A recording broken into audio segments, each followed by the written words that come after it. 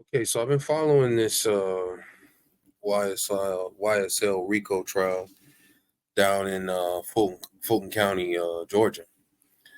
Uh, just another event to add to the fiasco that they've got or apparently have had going on for some time down there.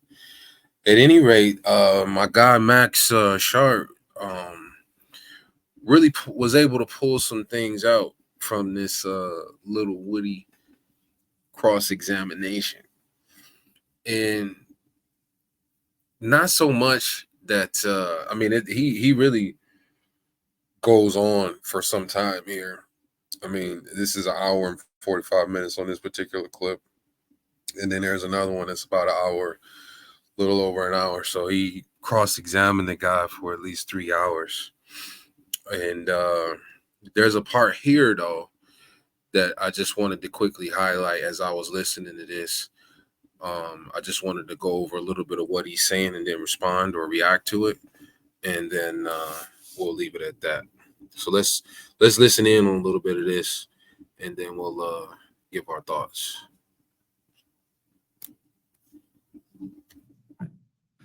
Okay, I'm going to change subjects. Okay, now I'm not going to ask anything too personal, but I'm going to ask you a little bit about your life. Okay, is that okay with you? No. All right. Let me ask you this. At some point in your life, you lived in Mechanicsville. Yes. Okay. And as I understand it,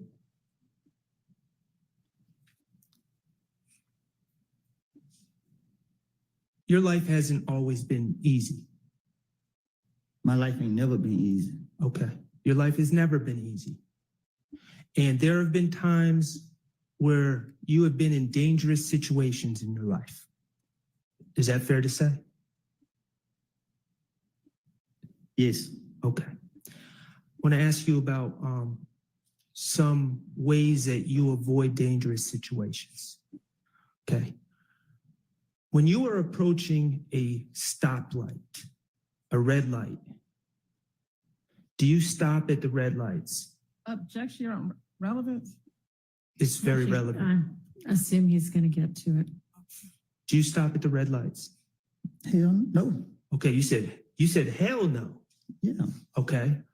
Why don't you stop at red lights? Because I want to live.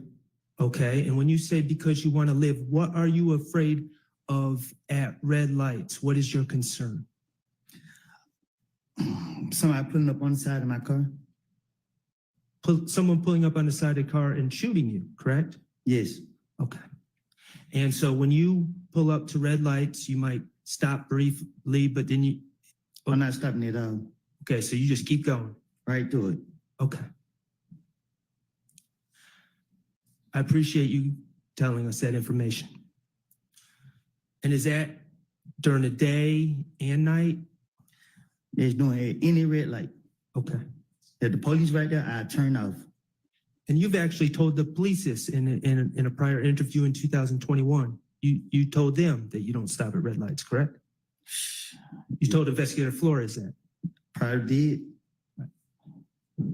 Okay, what about tinted windows? Do you prefer to drive cars with tinted windows? This Garrett, this must. That's a must. Why is that a must? So people don't know I'm in their car. Why don't you want people to know you're in that car? Because they like to shoot at cars.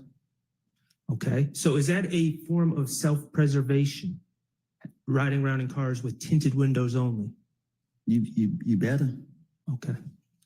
And let me ask you this: with the red lights, are you the only one that does this, or are there other people in your in Mechanicsville or in other areas that do that as well, to your knowledge? Speculation irrelevant. Well, he said to your knowledge, I think. I'm To your gonna allow knowledge. it. Most of the people I know run lights. Run lights. Okay. What about the tinted windows? Even my sister and them got tinted windows. Okay. All right. So the man is saying that he doesn't stop at all for red lights. Max Shardt wanted to kind of clarified there and was like, okay, so you stop for a little bit, slightly, and then you just keep going. He's like, I'm not stopping at all. I'm just flooring straight through. Now, I don't know if this guy's the little Woody, he seems to be sincere and well-meaning as far as like giving his honest take on the situation or just his truth and whatnot.